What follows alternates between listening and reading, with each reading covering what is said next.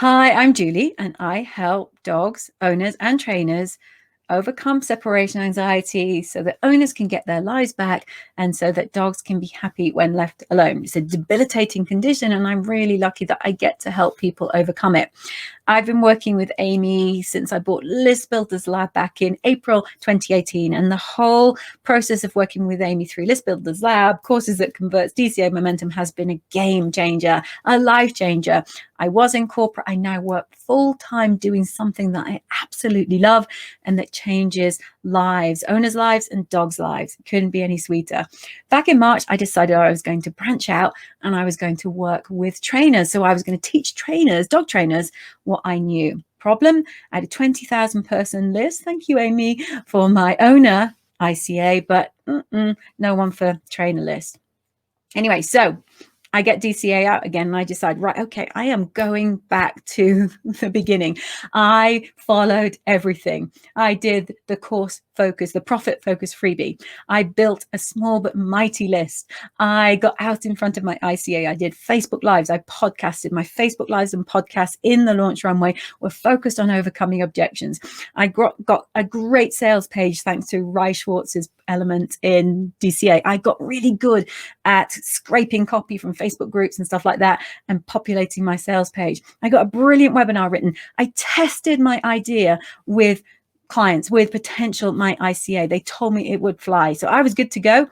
Pandemic struck. So I'd followed all the rules, done all the things, super stoked. Pandemic. So what did I do? Like everybody else, I melted down. No way, I can't launch now. Pandemic's March 12th. I'm going live on my first webinar March 21st. Can't do it. Can't happen. 2 days of melting down, back in momentum. Amy's giving us all pep talks about trying to find a way to keep going.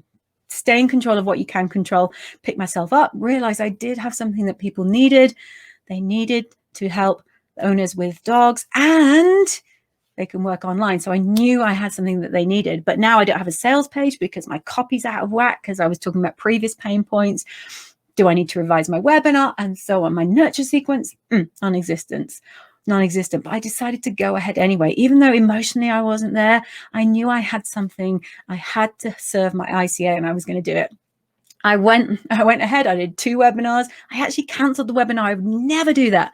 But it was, an extreme time.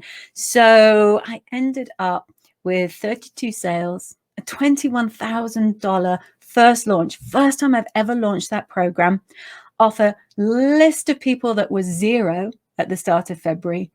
And I'm now almost at the end of this course and people are raving about it. I've created raving fans.